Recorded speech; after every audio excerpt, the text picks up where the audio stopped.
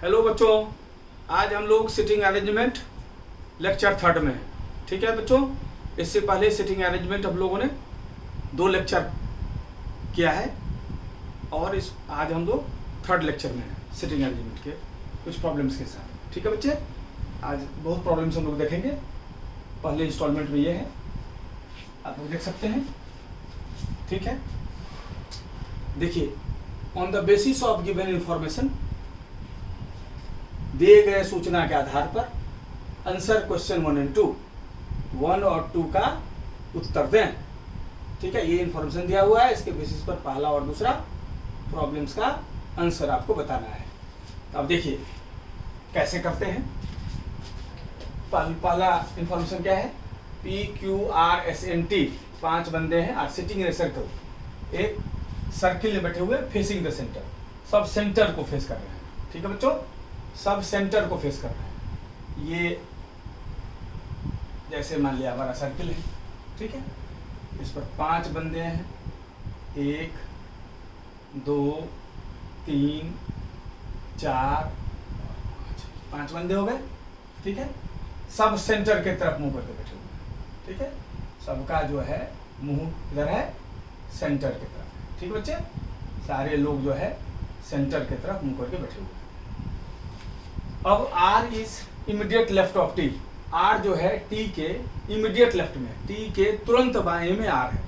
हम जानते हैं जब हम सेंटर के तरफ मुंह करके बैठते हैं तो क्लॉकवाइज, ये घड़ी की सुई की दिशा है, घड़ी की सुई की दिशा है, घड़ी ऐसे ही घूमती है ना, तो क्लॉकवाइज जो है, क्लॉकवाइज हमेशा लेफ्ट होता है जब भी हम सेंटर की तरफ मुंह करके बैठते हैं। ये सब सेंटर, इसका भी मुंह सेंटर की तरफ है, इसका भी, सबका, पांचों का। तो क्लॉकवाइज मतलब ये डायरेक्शन जो है क्या होगा, क्लॉकवाइज, ये लेफ्ट होता है। ठीक है बच्चे, और एंटी क्लॉकवाइज ऐसे ही चलेगा, एंटी क्लॉकवाइज, एंटी क्लॉकवाइज ऐसे चलना, एंटी क्लॉकवाइज है।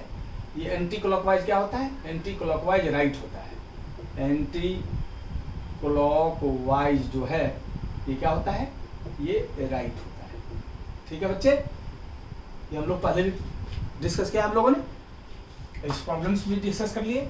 ठीक है, अब कह रहा है R is immediate left of T, R जो है T के तुरंत बाएं है। अगर मान लिया जाए आप T यहाँ बैठाते हैं तो T के तुरंत बाएं R है, मतलब R यहाँ होगा। अगर आप T यहाँ बैठाते हैं तो R यहाँ होगा। लेफ्ट कैसे होता है ना, क्लॉकवाइज लेफ्ट, घड़ी की सुई की दिशा लेफ्ट होती है, बाएं होती है। अब कह रहा है P is between S and T, P जो है S और T के बीच में, T हमारा यहाँ है, P कहाँ है, S और T के बीच में। तो अगर P आप यहाँ रखेंगे तो आपको S यहाँ लगाना पड़ेगा, तभी P S और T के बीच में आएगा, तभी P S और T के बीच में आएगा।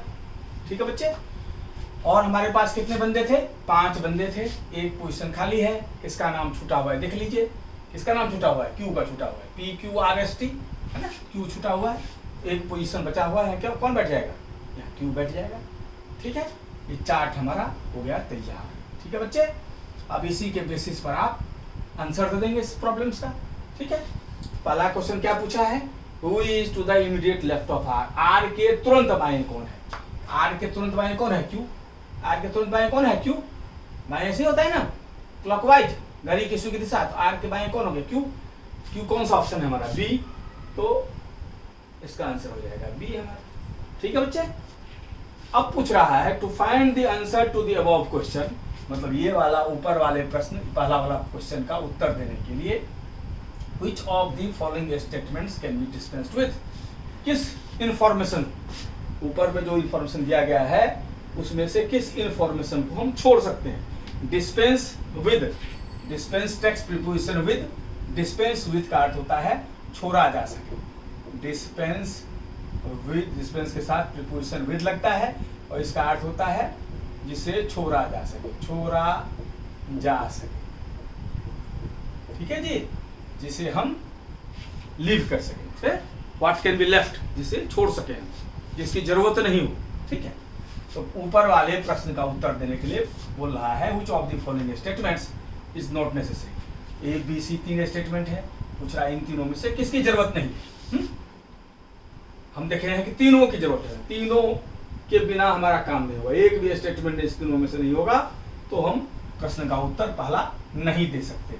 मतलब हमें ए बी सी तीनों स्टेटमेंट की जरूरत है। ठीक है, ये पूछ रहा है कि ऊपर वाले प्रश्न का उत्तर देने के लिए किस स्टेटमेंट को हम छोड़ सकते हैं। हम किसी को नहीं छोड़ सकते, उत्तर क्या होगा, नन, कोई नहीं छोड़ सकते। ठीक है बच्चे, अब नन ऑफ दिस क्यों नहीं होगा, नन ऑफ दिस क्यों नहीं होगा। नन ऑफ दिस का क्या अर्थ होता है, इनमें से कोई नहीं। नन ऑफ दिस का अर्थ क्या होता है, इनमें से कोई नहीं, जबकि उत्तर इसका क्या होगा, इस प्रश्न का किसी भी स्टेटमेंट को हम नहीं छोड़ सकते। ये उत्तर होगा ना, उत्तर होगा किसी भी स्टेटमेंट को हम नहीं छोड़ सकते। इसके लिए क्या शब्द होगा, नन। नन मतलब किसी को नहीं छोड़ सकते। तो पूछा कि ऊपर प्रश्न, पहले प्रश्न के उत्तर के लिए निम्नलिखित में से किस स्टेटमेंट को हम, किस स्टेटमेंट को, कुछ ऑफ द फॉलोइंग, किस स्टेटमेंट को हम छोड़ सकते हैं। उत्तर क्या होगा, किसी को नहीं छोड़ सकते, किसी को छोड़ नहीं सकते। इसलिए उत्तर क्या होगा, नन। नन ऑफ दिस कब होता, जब इसमें से कोई उत्तर सही नहीं होता। नन ऑफ दिस कब होता, जब इनमें से कोई उत्तर सही नहीं होता, तब नन ऑफ दिस उत्तर होता। ठीक है, उत्तर तो सही है, इसका उत्तर क्या होगा, नन। किसी स्टेटमेंट को नहीं छोड़ सकते, इसलिए उत्तर नन होगा, नन ऑफ दिस नहीं होगा। ध्यान रखना बच्चे, दोनों का अर्थ आप समझ गए होंगे।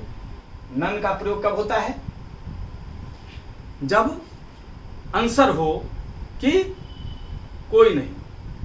और नन ऑफ दिस का क्या होगा, जब आपने उत्तर निकाल लिया और ऑप्शन नहीं है।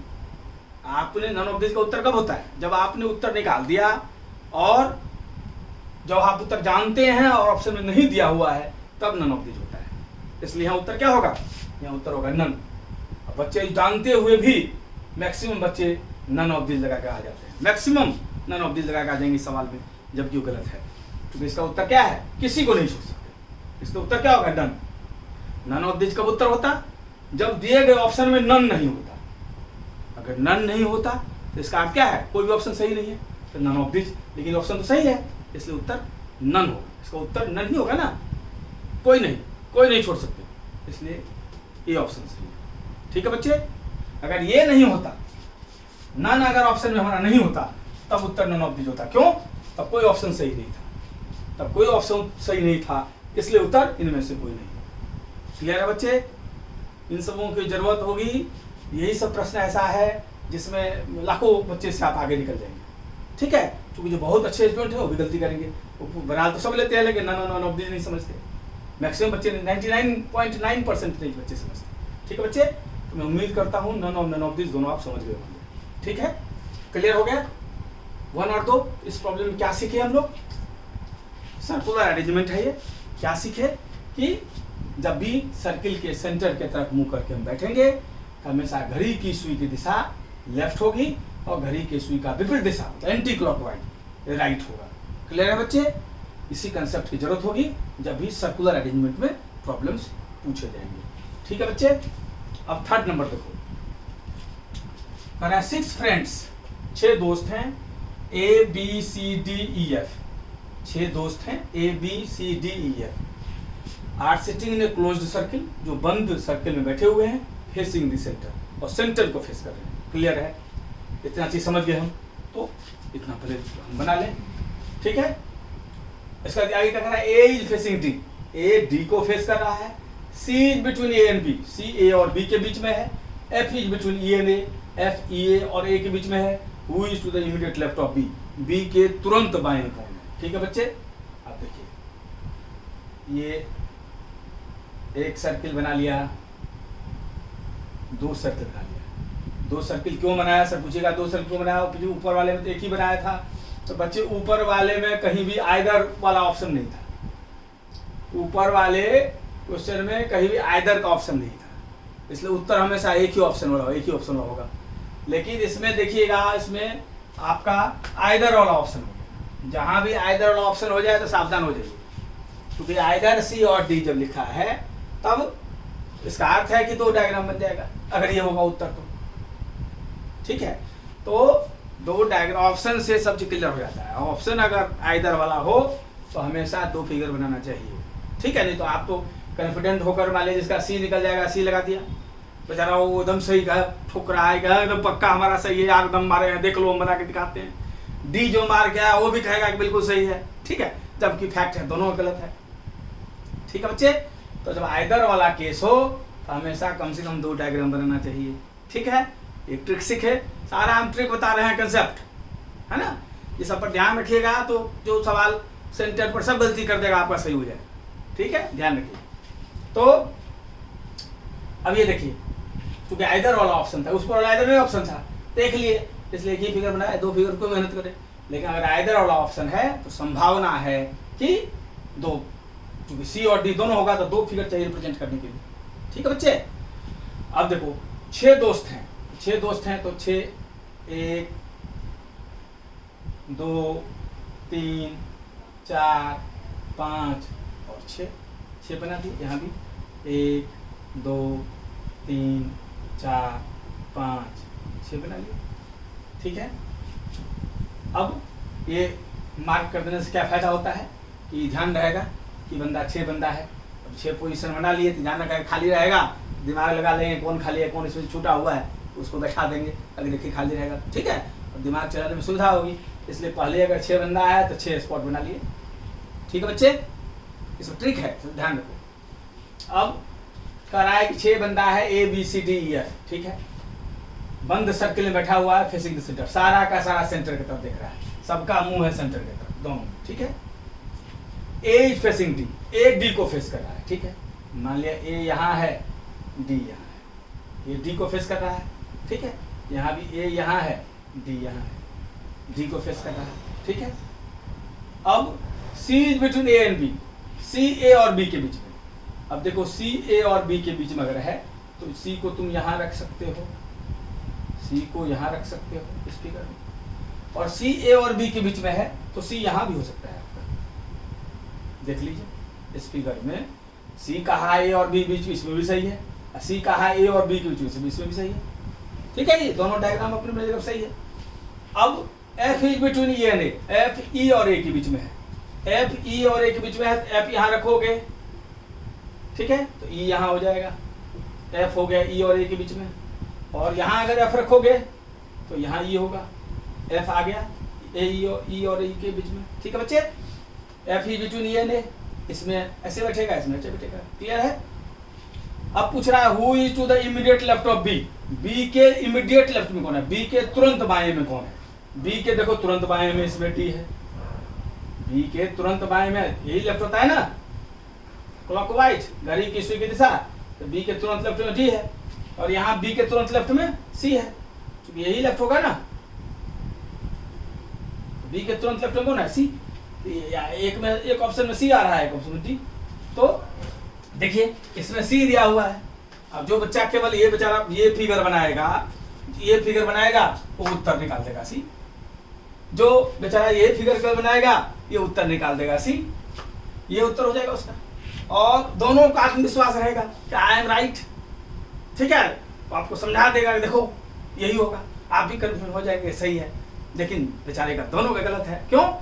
क्योंकि दोनों हो सकता है, आइदर D और C, क्योंकि B के लेफ्ट में देखते हैं इस फिगर में C है, अब B के लेफ्ट में देखो इस फिगर में D है, तो आइदर C और D दोनों ऑप्शन होगा। आइदर C और D किस ऑप्शन में हमारा E में है, तो आंसर क्या होना चाहिए E। क्लियर है बच्चे, यही होता है सेटिंग अरेंजमेंट, यही सब सीखना होता है कैसे बैठाते हैं। और गलती नहीं सोचने में होना चाहिए क्लॉकवाइज ये होता है, एंटी क्लॉकवाइज ये होता है, या अभ्यास से बनता है, एक बार देख के आप सोच सकते हैं। ठीक है बच्चे, करना ये होता है। क्लियर है। अब देखिए ये हम लोग 3rd नंबर समझ गए। ठीक है, अब आ जाइए आप 4th में, ठीक है, ये 3rd का फिगर है, 4th में। 4th क्या कर रहा है, 4th का 4 और 5 का डायरेक्शन यहाँ से। ठीक है बच्चे, डायरेक्शन क्या कर रहा है, रीड द फॉलोइंग इंफॉर्मेशन, नीचे वाले सूचना को पढ़ो केयरफुली, सावधानी से, एंड आंसर क्वेश्चंस 4 एंड 5, और क्वेश्चन नंबर 4 और 5 मतलब ये दोनों का उत्तर दो। इसमें क्या कर रहा है, ABCDEF मतलब 3 3 6 बंदा है इसमें, यार सिटी सर्किल, एक सर्किल में बैठा हुआ है फेसिंग द सेंटर, सब के सब सेंटर की तरफ दिख रहा है। D is between F and B, D जो है F और B के बीच में है। A is second to the left of D, A जो है D के लेफ्ट में सेकेंड है, and second to the right of E, और इसके राइट में, ठीक है जी, A second to the left of D, A D के बाएं दूसरा है, and second to the right of E, और A E के राइट में दूसरा है। क्लियर है बच्चे, प्रॉब्लम समझ गए? अब आ जाइए फिगर में। अब इसमें भी क्या है, इसमें भी 6 बंदा है, 3 और 3 6 बंदा है, तो बना लीजिए, छोटा सा ही सर्किल बना लेते हैं। 1 2 3 4 5 और 6, ठीक है बच्चे। आइदर और इसमें आइदर, हाँ आइदर इसमें भी है, तो इसमें भी 2 फिगर बना लीजिए आप। 1 2 3 4 5 और 6, 2 फिगर बनाने से एकदम 100% सही आ जाएगा। कोई भी कंसेप्ट कहेगा तो गलती नहीं करेंगे, उसके माया जाल में अपने फंसेंगे। जो उसके माया जाल में फंस जाएंगे उत्तर गलती हो जाएगा। तो मेहनत किए, टाइम स्पेंड किए, उसके चलते सब तरफ से लॉस होता है परीक्षा में, ठीक है बच्चे। अब 6 बंदे हैं तो 6 बना ही लिए हैं, 3 3 6 3 3 6, जैसे जैसे कहेगा उसको पुट कर देंगे हम लोग। अब क्या कर रहा है, अरे यहाँ से देखें, ये देख लिए ABCDEF है, सर्किल बैठा हुआ है सेंटर को फेस करके, समझ गए हम लोग। D is between F and D कह रहा है F और B के बीच में, D कह रहा है F और B के बीच में। चलो इसमें बनाते हैं, D कह रहा है F और B के बीच में, D F और B, ठीक है। इसको थोड़ा छोटा कर लेते हैं हम, चूंकि इसका है, इस पोर्शन का है, इस क्वेश्चन का है, ठीक है। अब D इज F और B, अच्छा मान लीजिए इस ऐसे भी D बैठ सकता है, D F और B के बीच रखना है। अगर मान लिया आ जाए D यहाँ बैठा है हम, और यहाँ F और यहाँ B हो जाए, फिर भी जो कह रहा है वो पूरा होगा उसका कि नहीं। D हमें F और B के बीच में चाहिए, इसमें भी D F और B के बीच में, इसमें भी D और B के बीच में। क्या किए, यहाँ F और B से बीच ले लिए, यहाँ F B से ले लिए, ठीक है जी। जो कह रहा है वो ये दोनों संभावनाएं हैं, दोनों संभावनाओं को डिपिक्ट कर दिए, दोनों संभावनाओं को डिपिक्ट कर दिए, ठीक है बच्चे। अब क्या कह रहा है, A is second to the left of D, A जो है D के लेफ्ट में सेकेंड, A जो है लेफ्ट हम जानते हैं ऐसे होता है, लेफ्ट कैसे होता है, ऐसे, ये लेफ्ट है ना बेटा, है ना, और राइट कैसे है, ऐसे, राइट ऐसे ही है ना, ऐसे। इसमें लेफ्ट कैसे है, ये इसमें राइट कैसे है, ऐसे। इसमें कंफ्यूजन नहीं होनी चाहिए, है ना।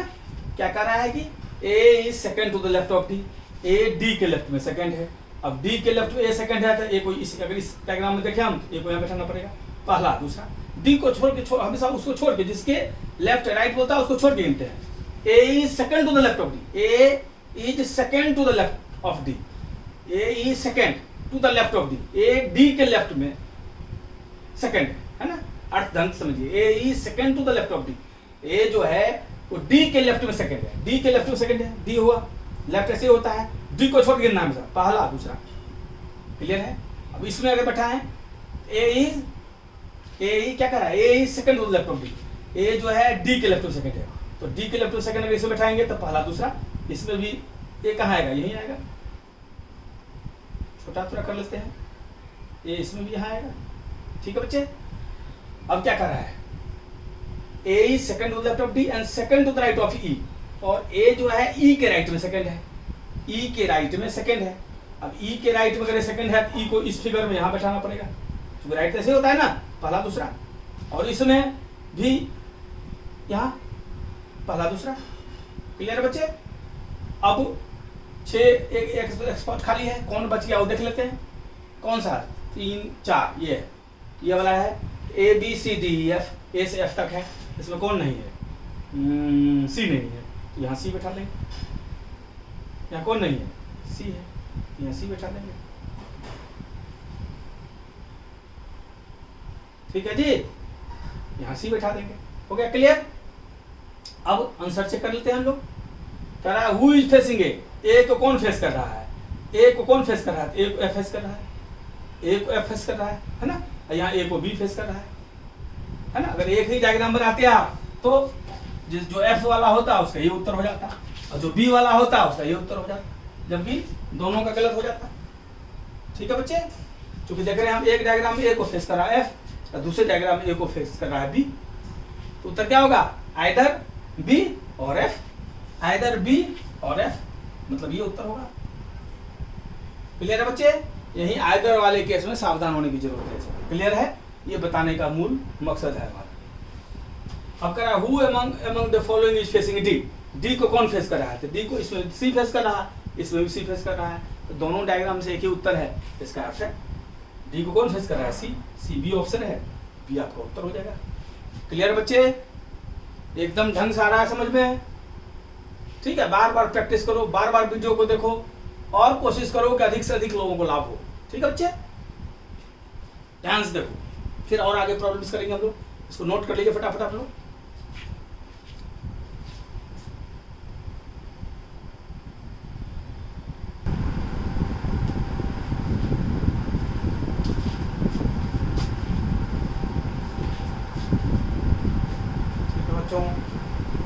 कुछ प्रॉब्लम्स और हैं और आज इसके बाद भी कुछ करेंगे हम लोग।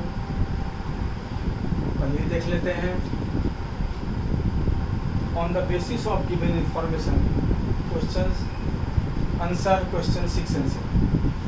ये दिए गए इंफॉर्मेशन के बेसिस पर आपको 6 और 7 सॉल्व करना। ठीक है, ये कहा 8 फ्रेंड्स ABCDEFG, 8 दोस्त हैं ABCDEF और G एंड H, ये 8 दोस्त हैं, 3 3 6 2 8 दोस्त are sitting in a circle, वो सर्किल में बैठे हुए। ठीक है बच्चे, फेसिंग द सेंटर, और सेंटर को फेस कर, और सेंटर को फेस कर। ठीक है, B is sitting between G and D, B जो है G और D के बीच में बैठा हुआ है।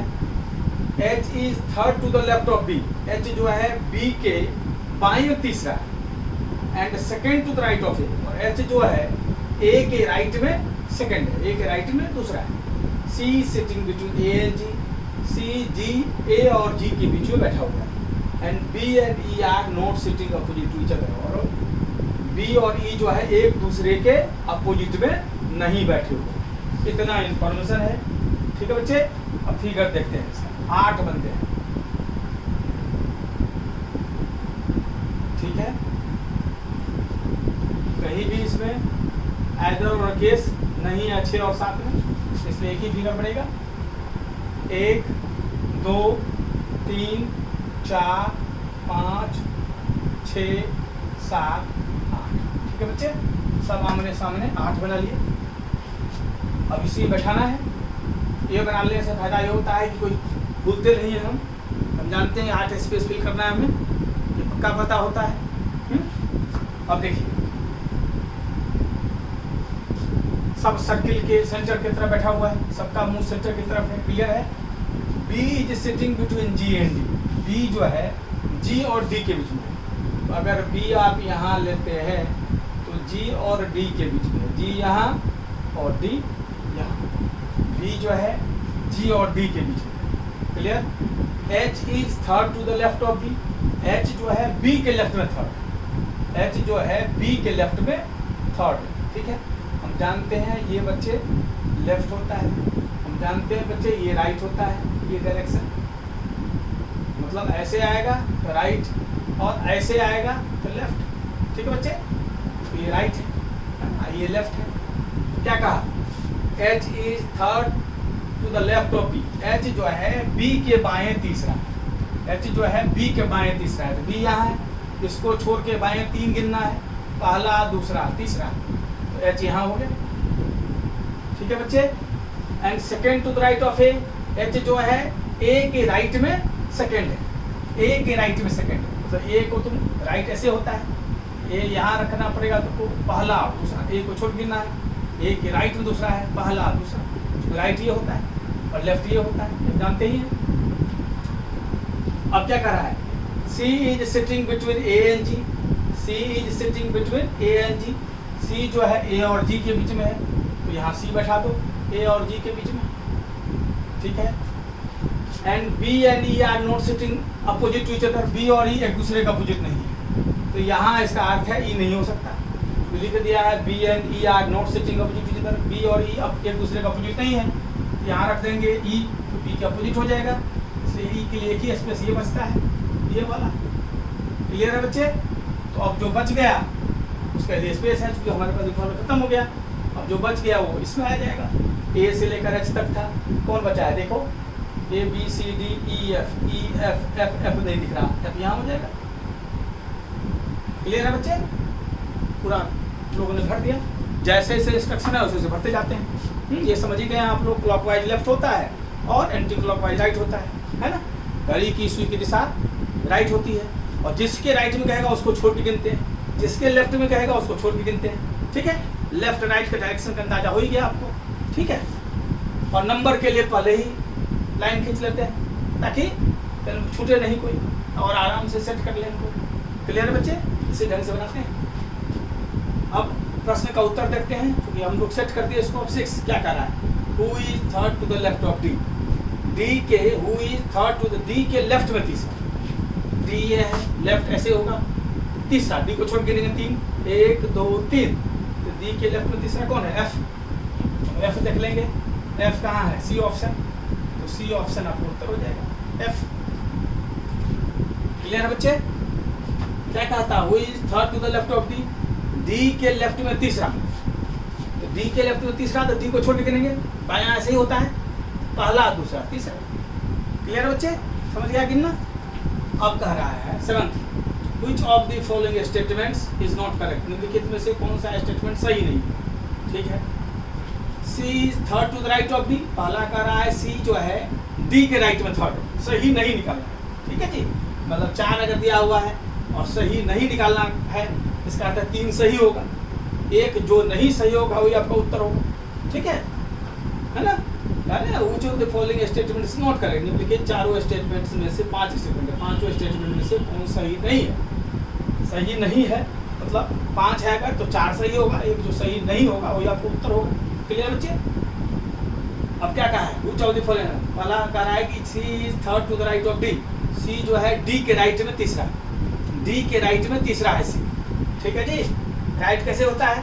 राइट ऐसे होता है ना, ऐसे D के राइट में पहला दूसरा तीसरा, है ना? क्या कहा है? C is third to the right of D, तो C है ही थर्ड D के राइट में, पहला दूसरा तीसरा। राइट ऐसे होगा ना, लेफ्ट ऐसे होता है, राइट ऐसे होगा। ठीक है, तो D के लेफ्ट, पहला क्या कहा? C is third to the right of D, C जो है D के राइट में थर्ड है, पहला दूसरा तीसरा, बिल्कुल सही है। हमें गलत निकालना है, पहला सही है। दूसरा कह रहा है कि A is sitting between C and F, A C और F के बीच में बैठा हुआ है, बिल्कुल बैठा हुआ है A C F के बीच में, ये भी सही है।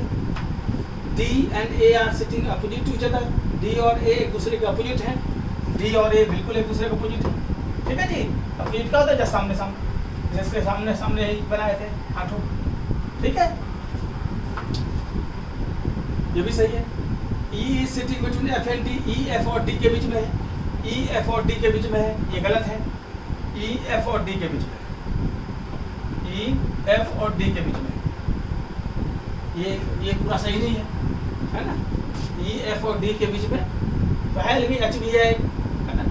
अगर कोई ऑप्शन नहीं होगा तब सही है, F और D, अगर कोई दूसरा ऑप्शन इससे बढ़िया होगा, क्योंकि इसके बीच में H भी है, ऐसे कोई गलती नहीं है, अगर कुछ नहीं है। E F और D के बीच में, तो F और D के बीच में E जरूर है, H भी है। अगर कोई और से बढ़िया ऑप्शन मिल जाएगा तब वो लगाएंगे, है ना? नहीं तो ये सही, ये है ना, ये सही में गिना जाएगा, गलत उत्तर ढूंढना है। अब देखते हैं आगे। E and C are, यहाँ तक चेक कर लिए। E and C are sitting opposite to each other, E और C एक दूसरे के अपोजिट बैठा हुआ है, E और C एक दूसरे के अपोजिट बैठा हुआ है, बिल्कुल सही, बिल्कुल सही है। इसका अर्थ है थोड़ी बहुत गलती क्या थी इससे पहले वाले स्टेटमेंट D में, क्योंकि E कहा है F और D के बीच में, जबकि E F और D के बीच में नहीं है, E H और D के बीच में है ना? तो का उत्तर में E क्या है? H और D के बीच में। और अगर कोई ऑप्शन नहीं होता, गलत में से चुनना होता, तब ये भी ठीक था, E F और D के जरूर हो जाएगा, दोनों है ना? इसलिए क्योंकि और बाकी बिल्कुल सही है, A B C E बिल्कुल सही है, इसलिए D तो गलती है। D का पक्का उत्तर सही होने के लिए क्या होना चाहिए था कि D और H के बीच में है ना बच्चे? तो इसमें तो गलत ढूंढना ही था, ये B C और E तो पक्का सही उत्तर है, गलत उत्तर ढूंढना था, गलत यही है D। क्लियर है बच्चे? इसलिए D हो जाएगा एकदम।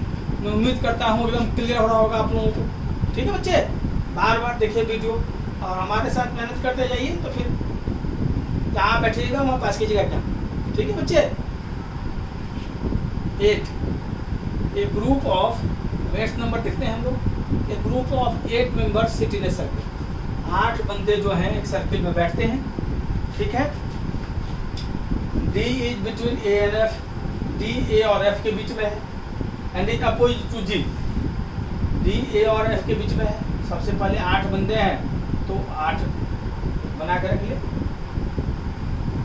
1 2 3 4 5 6 7 और 8 आमने सामने बनाते हैं 8 में। किसी उस प्रकार क्वेश्चन रहेगा तो कोई दिक्कत नहीं होगी, है ना, एकदम सामने सामने बनाने का।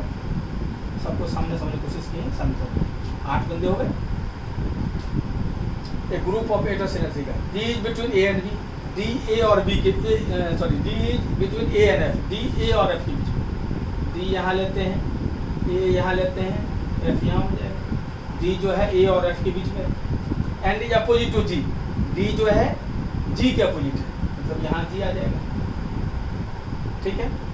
E is to the right of A, E जो है is to the right of A, E जो है A के राइट में, A के राइट में है but on left of C, लेकिन C के लेफ्ट में है। A के राइट में E है, A के राइट में E है, तो राइट हमारा ये है, लेफ्ट ये होता है ना, ये लेफ्ट है, ऐसे उतरेंगे तो राइट है, ठीक है।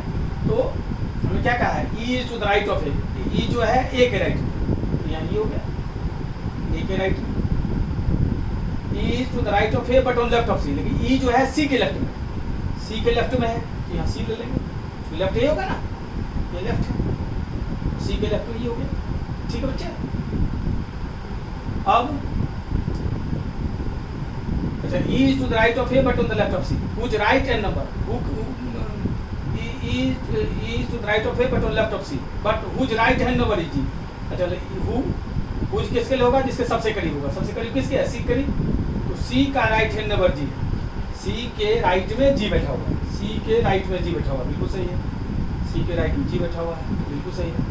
B enjoys having H to his left, B के लेफ्ट में H है, B इंजॉय करता है having H to his left, उसके लेफ्ट में H है, B के लेफ्ट में H है, B के लेफ्ट में H है, इसका अर्थ है B H तो भी है नहीं, अब B के लेफ्ट में H लिखना है तो B को यहाँ रखना पड़ेगा और H को यहाँ रखना पड़ेगा,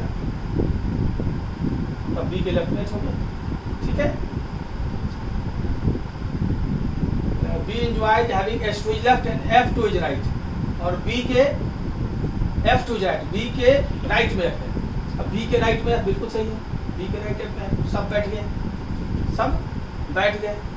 अब सीख गए होंगे आप लोग बैठाना कैसे बैठाते हैं, आपके सामने हम लोगों ने एक एक कंडीशन पढ़ के बैठाया है ना। अब प्रॉब्लम उत्तर देखते हैं, क्या पूछा है, find the member who is diagonally opposite to A, उस मेंबर का पता कीजिए जो ए के डायगोनली बैठा हुआ है, ठीक है। ए के डायगोनली कौन बैठा हुआ है, H। ए के डायगोनली कैसे, डायगोनल ऐसे होता है ना, ए डायगोनल है ना, तो ए के डायगोनल कौन है, H, ठीक है। तो यहाँ H हो जाएगा, H कौन सा ऑप्शन है, D, तो D आपका आंसर हो जाएगा, ठीक है बच्चे। बढ़िया समझ रहे हैं, कोई दिक्कत नहीं, बार बार वीडियो को देखिए, ठीक है। कुछ प्रॉब्लम और करेंगे आज के वीडियो में हम लोग, ठीक है, तब तक नोट कर लीजिए फटाफट।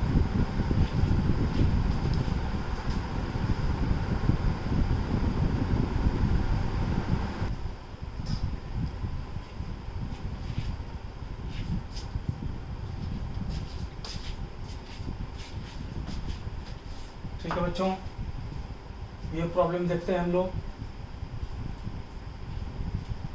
इस पर 5 क्वेश्चन दिए गए हैं, आंसर दी क्वेश्चन 9 to 13, मतलब 5 क्वेश्चंस दिए गए हैं इस information, reading the information below. Question number 9 से क्वेश्चन नंबर 13 तक का आंसर दीजिए इस इंफॉर्मेशन को पढ़ के, ठीक है। क्या है इंफॉर्मेशन, पढ़ते हैं हम लोग। इन ए कार एग्जीबिशन, एक कार प्रदर्शनी में 7 कार्स ऑफ 7 डिफरेंट कंपनीज, 7 कारें अलग अलग 7 कंपनियों के, जिनके नाम हैं Cadillac, ambassador, fiat, Maruti, Mercedes, Bedford और फार्गो। वर डिस्प्लेड, उसको प्रदर्शित किया गया इन ए रो, एक पंक्ति में, फेसिंग ईस्ट, पूरब के तरफ देखते हुए, पूरब के तरफ देखते हुए, ठीक है। Cadillac car was to the immediate right of Fargo, तो क्या देखे हम लोग, 7 गाड़ियां हमें एडजस्ट करानी है, ठीक है बच्चे। 7 गाड़ियां हमें एडजस्ट करानी है। कैसे कैसे लगाएंगे इसको ढंग से आप लोग जैसे जैसे इंफॉर्मेशन कहेगा वैसे वैसे बैठाते जाएंगे। सबसे पहले Cadillac car was to the immediate right of Fargo. ठीक है, बैठाना शुरू करते हैं ऊपर में, धीरे धीरे। कार्डिलेक जो है फार्गो के इमीडिएट राइट में, तो अगर ये फार्गो होगा, ठीक है बच्चे, तो इसके राइट में कार्डिलेक है, तो इसके राइट में कार्डिलेक होगा, कार्डिलेक। ठीक है, पहला इंफॉर्मेशन होगा Cadillac car was to immediate right of Fargo. Fargo के इमीडिएट राइट में, अपना लेफ्ट राइट लेते हैं, पहले भी सीख चुके हैं हम लोग, नहीं तो फार्गो के इमीडिएट राइट में कार्डिलेक हो गया, जैसा पहला स्टेटमेंट कहता है। दूसरा कहता है Fargo was fourth to the right of Fiat. Fargo जो है फिएट के राइट में फोर्थ है। ठीक है, अभी यहाँ लिखते हैं फिएट, फिएट के राइट में फोर्थ फार्गो है, तो राइट में फोर्थ है तो छोड़ के गिनते हैं हमेशा, पहला, दूसरा, तीसरा, चौथा। इसका अर्थ है Fargo was fourth to the right of Fiat. Fargo जो है फिएट के राइट में, Fargo was fourth to right of Fiat. Fiat जो है, फार्गो जो है फिएट के राइट में फोर्थ है। फिएट हो गया पहला, दूसरा, तीसरा, चौथा, यहाँ हो गया फार्गो। जैसे इसे कहता है, इसको अलग क्यों लिखे, क्योंकि ये दोनों अभी है, बाद में फिर सेट कर देंगे इसको। ठीक है बच्चे, क्योंकि फार्गो मिल गया, फार्गो की जगह कार्डिलेक है, ये हम जानते ही हैं। ठीक है, इसको लिख सकते हैं हम, यहाँ उतार के लिख लीजिए कार्डिलेक, कार्डिलेक। ठीक है बच्चे, इसका अर्थ हुआ कितना, 1 2 3 4 5 और 6, 7 गाड़ियाँ हैं, एक गाड़ी और होगी, तो इसको फिर एडजस्ट कर देंगे आगे जाके। अब क्या कर रहा है, Maruti car was between Ambassador and Bedford. Maruti car जो है एम्बेसडर और बेडफोर्ड के बीच में। ठीक है, अब मारुति कार एम्बेसडर और बेडफोर्ड के बीच में, तो यहाँ तो हमें जगह मिल रहा है। अगर मारुति यहाँ होगी तो दो ऑप्शन हो सकता है, या तो एम्बेसडर यहाँ हो, ठीक है, बीच में क्या होता है, अगर हम कहते हैं कि राम श्याम और घनश्याम के बीच में है, तो राम श्याम इधर, घनश्याम इधर हो सकता है, या घनश्याम इधर, श्याम हो सकता है, बीच में दोनों केस में राम हो गया। नहीं, ऐसे ही क्या कह रहा है, कह रहा है मारुति जो है, Maruti car was between Ambassador and Bedford. ये एम्बेसडर, ये हम लिख दिए हैं, और मारुति कार किसके बीच में है, एम्बेसडर और बेडफोर्ड के बीच में। यहाँ बेडफोर्ड लिख दिया, बी मतलब बेडफोर्ड, बीई मतलब बेडफोर्ड, है ना। ये एम्बेसडर, ये हम लिख देते हैं बराबर एम्बेसडर। ठीक है, एम्बेसडर हो गया बच्चे, एम्बेसडर जो है और बेडफोर्ड, ये ऐसे। और मारुति तो बीच में है एम्बेसडर बेडफोर्ड के, तो ऐसे भी तो हो सकता है। ये हो गया अपना मारुति, इधर अगर बेडफोर्ड रख दें हम और इधर एम्बेसडर, फिर भी तो काम हमारा हो गया। दोनों केस में है, इन दोनों में से कोई भी पॉसिबिलिटी हो सकती है, तो ऊपर वाला हो या नीचे वाला हो, है ना, दोनों में से कोई भी हो सकता है। ये भी अरेंजमेंट हो सकता है हमारा, फार्गो और कार्डिलेक। ठीक है, चाहे ऊपर वाला हो चाहे नीचे वाला हो, वो आगे बताएगा हमारी इंफॉर्मेशन। अब कह रहा है Fiat which was third to the left of Ambassador. Fiat जो है ये थर्ड है, एम्बेसडर के लेफ्ट में थर्ड है। अच्छा, हु है ना, Fiat which was third to the left of Ambassador car was one of the ends, was at one of the ends. अच्छा, Fiat which was third to the left of Ambassador car, Fiat जो है Ambassador car के left में तीसरा है,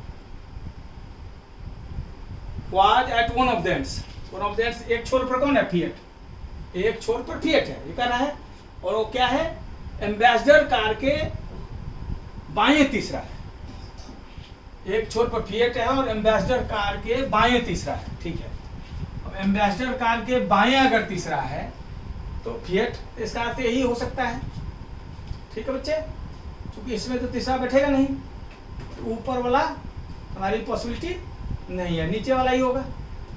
ठीक है जी, Fiat which was third to the left of Ambassador car, पहला, दूसरा, तीसरा, बैठ गया ना, पहला दूसरा तीसरा, तीसरा हो गया लेफ्ट में।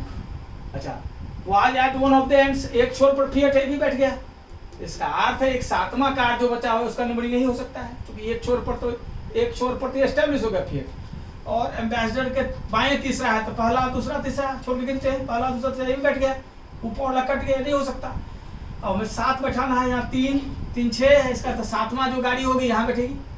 सातवीं गाड़ी कौन बची हुई है तो देख लीजिए, यहाँ भर देंगे। कौन सा बचा हुआ है, ये हमारा कार्डिलक हो गया, एम्बेसडर हो गया, ये एम्बेसडर है एन, फिएट हो गया, मारुति हो गया, ठीक है, मर्सिडीज नहीं है, ये एम मारुति है, तो मर्सिडीज यहाँ हो जाएगा। छोटा कर लेते हैं थोड़ा इसको लिख देते हैं CAR कार्ड, इसका अर्थ हो गया कार्डिलक, और यहाँ लिखते हैं मर्सिडीज, मर्सी मतलब मर्सिडीज हो गया। तो नंबरिंग क्या हो गया, 1 2 3 4 5 6 और 7, ठीक है जी। ये लेफ्ट से राइट बैठा हुआ है, इधर राइट से लेफ्ट बैठा हुआ है। आगे समझ बच्चे, ये लेफ्ट से राइट से कुछ भी अपने मन से नहीं करते, जैसे जैसे डेटा करता है वैसे वैसे फिल करते हैं, ऑटोमेटिक डायरेक्शन सेट हो गया, जो बताया था पिछले क्लासेज में।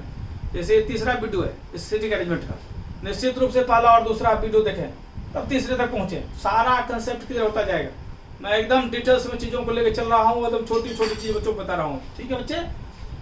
ऑटोमेटिक कट गई, ईस्ट की तरफ कहा था फेस कर, ईस्ट की तरफ नहीं बैठाया, ऑटोमेटिक कट गई, डायरेक्शन इन्वॉल्व है ना, ऑटोमेटिक कट गई, जैसे जैसे कहता है वैसे वैसे बैठाते चलते हैं, ठीक है बच्चे। अब ऑप्शंस में आ जाते हैं। अब ये तो question number 9, which of the following was the correct position of the Mercedes. करा मर्सिडीज का करेक्ट पोजीशन क्या है, ठीक है। पहला करा immediate to the right of Cadillac, Cadillac के तुरंत राइट में मर्सिडीज, बिल्कुल सही है। कार्डिलक के इमीडिएट राइट में मर्सिडीज है, ये पहला ऑप्शन बिल्कुल सही है, ठीक है। लेकिन एक ऑप्शन हमें बहुत ऑप्शन A एंड D भी लिख रहा है, इसको चेक करना पड़ेगा, ठीक है बच्चे। इसलिए डायरेक्ट D चेक कर लेते हैं, और अब चेक करने की जरूरत नहीं है, क्योंकि A तो उत्तर सही है ही, और बाकी B हो नहीं सकता, C हो नहीं सकता, है ना, D अकेले हो नहीं सकता, क्योंकि हम चेक टेस्ट कर चुके हैं। अब अगर both option A and D दिया हुआ है तो D को भी चेक करते हैं, D भी अगर उत्तर बैठ रहा है तो उत्तर ये हो जाएगा हमारा, क्योंकि A और D दोनों ऑप्शन सही होगा। D क्या कर रहा है, 4th to the right of Maruti, Mercedes कर रहा है, D ऑप्शन कर रहा है 4th to the right of Maruti, Maruti के राइट में चौथा, मारुति के राइट में चौथा, मारुति ये है हमारा, इसके राइट में चौथा, पहला दूसरा तीसरा चौथा राइट में, बिल्कुल सही है, दोनों ऑप्शन सही है, ए और डी दोनों ऑप्शन सही है, इसलिए ई ऑप्शन सुटेबल होगा, क्योंकि इसमें बोथ ऑप्शन ए और डी को सही कह रहा है ये, इसका अर्थ है ये हमारा उत्तर हो गया, ठीक है। ऑप्शन ए भी सही है हमारा, ऑप्शन डी भी सही है, इसलिए क्या उत्तर हो जाएगा, E, both option A and D. Clear है बच्चे, दोनों दिखा दिया आप लोगों को। डी ऑप्शन क्या कर रहा था, 4th to the right of Maruti, Maruti के राइट में 4th, मारुति छोड़ गिनते हैं राइट, राइट इधर होगा, पहला दूसरा तीसरा चौथा, मर्सिडीज आ गया है। ये ऑप्शन क्या कह रहा था, immediate to the right of Cadillac, Cadillac immediate right of Mercedes है, दोनों ऑप्शन सही है, ए और डी, दो ऑप्शन तो हो नहीं सकता इसमें, इसलिए ई ऑप्शन, इसमें दोनों उत्तर दोनों दिया हुआ है, both option A and D, E will be answer. Clear है बच्चे, एकदम बढ़िया समझते जाइए ताकि कोई भी सवाल आप बना सकें। ये कैपेसिटी जनरेट करना है। 10th नंबर, अब कह रहा which of the following is definitely true, निश्चित रूप से कौन सा सही है। 10th नंबर का रहा है, Fargo car is between Ambassador and Fiat, पहला कह रहा है फार्गो कार एम्बेसडर और फिएट के बीच में है, तो फार्गो कार एम्बेसडर और फिएट के बीच में नहीं है हमारा, ठीक है। Cadillac car is immediate left of Mercedes, Cadillac car जो है मर्सिडीज के लेफ्ट में है, बिल्कुल सही है, मर्सिडीज के लेफ्ट में, मर्सिडीज के बाएं हो गया कार्डिलक कार, तो बी ऑप्शन बिल्कुल सही है, तो बी उत्तर हो जाएगा, बी आंसर हो जाएगा। Cadillac is to the immediate right of, immediate left of Mercedes, Cadillac is immediate left of Mercedes, Mercedes के तुरंत बाएं कार्डिलक है, CR कार्डिलक लिखे हैं, कार्डिलक। क्लियर है बच्चे। अब 11th number, which cars are on the immediate either sides of the Cadillac car, immediate other either sides of Cadillac car, मतलब कार्डिलक कार के बाएं और दाएं, ठीक है जी, तुरंत आइदर साइड, मतलब या तो बाएं है या तो दाएं है कार्डिलक कार के, कौन कौन कार का कौन सा कार हो सकता है, या तो बाएं या दाएं। कार्डिलैक कार के बाएं और दाएं हमारे ऑप्शन में क्या है, फार्गो और मर्सिडीज, फार्गो और मर्सिडीज, ठीक है जी। फार्गो और मर्सिडीज उत्तर हो जाएगा हमारा 11वां नंबर, ठीक है। Which are on the immediate either side of Cadillac car के दाएं या बाएं, आइदर साइड ये हो सकता है ना, कौन हो सकता है गाड़ी, तो हमारा ऑप्शन क्या है कार्डिलैक में, फार्गो या मर्सिडीज। कार्डिलैक हो गया ये, फार्गो या मर्सिडीज, इन दोनों में से कोई बाएं दाएं हो सकता है आइदर साइड्स। तो आप देख लीजिए फार्गो और मर्सिडीज कौन सा ऑप्शन है हमारा, ए नहीं है, बी नहीं है, सी नहीं है, डी नहीं है, ठीक है जी, डी नहीं है, नन ऑफ दीज हो गया डी। इसका अर्थ है अब नन ऑफ दीज ही हो गया, क्योंकि देखिए कार्डिलैक कार के बाएं और दाएं हमारा उत्तर फार्गो और मर्सिडीज होना चाहिए। फार्गो और मर्सिडीज ना तो ए ऑप्शन में है, ना बी ऑप्शन में है, ना सी ऑप्शन में है, तो उत्तर पक्के तौर पर क्या होगा, उत्तर पक्के तौर पर नन ऑफ दीज होगा। नन ऑफ दीज उत्तर कब होता है बच्चे, जब उत्तर हम निकाल लेते हैं और ऑप्शन में नहीं होता है। तो ऑप्शन में चूंकि नहीं दिया हुआ है तो आंसर क्या हो जाएगा हमारा, नन ऑफ दीज। क्लियर है बच्चे। अब 12 नंबर कह रहा which of the following is definitely true, निश्चित रूप से कौन सा सही है, ठीक है। 12 number which of the following is definitely true, निश्चित रूप से कौन सा सही है। पहला करा मारुति एम्बेसडर के तुरंत लेफ्ट में है, मारुति एम्बेसडर के तुरंत लेफ्ट में नहीं है, ठीक है। बेडफोर्ड के मारुति एम्बेसडर के तुरंत, बिल्कुल सही है, मारुति एम्बेसडर के तुरंत लेफ्ट में, एम्बेसडर है ये, उसके तुरंत बाएं मारुति है, बिल्कुल सही है, पहला ही सही है, तो आगे देखने की जरूरत ही नहीं है। ए नंबर आपका बिल्कुल सही है। निश्चित रूप से कौन सा सही है, तो पहला करा Maruti is immediate left of ambassador, Maruti ambassador के तुरंत बाएं है, बिल्कुल सही है, मारुति है हमारा, एम्बेसडर के तुरंत बाएं है, ये बैठ गया हमारा, है ना, एम्बेसडर के तुरंत बाएं हो गया मारुति, पहला ऑप्शन सही हो गया। 13th नंबर देखते हैं, कह रहा which of the following groups of cars, कह रहा कारों का कौन सा समूह is to the right of Ambassador car, Ambassador car के राइट में कौन सा कारों का समूह है, तो एम्बेसडर के राइट में हमारा कौन कौन है, फार्गो, कार्डिलैक और मर्सिडीज। ये कार्डिलैक लिखे हैं, मर्सिडीज, फार्गो, कार्डिलैक और मर्सिडीज है, तो फार्गो, कार्डिलैक और मर्सिडीज, फार्गो, कार्डिलैक और मर्सिडीज, बी ऑप्शन नहीं है, फार्गो, कार्डिलैक और मर्सिडीज, ये तो बैठ रहा है, यही एक बैठ रहा है, सी ऑप्शन, सी ऑप्शन में तीनों कार का नाम है, मर्सिडीज, कार्डिलैक और फार्गो, ठीक है जी, ये तीनों है एम्बेसडर की तरह, ठीक है। तो ये आपका उत्तर हो जाएगा सी नंबर। क्लियर बच्चों, इसी तरह बनाते हैं। अब बार बार वीडियो को देखिए, कॉपी कलम के साथ बैठिए और ढंग से अपने से कोशिश किया कीजिए, ठीक है। वीडियो को पॉज करके नोट करके प्रॉब्लम को, ऑप्शन सबको लेके फिर कोशिश कीजिए अपने से, हमसे बनता है प्रॉब्लम सब, ठीक है।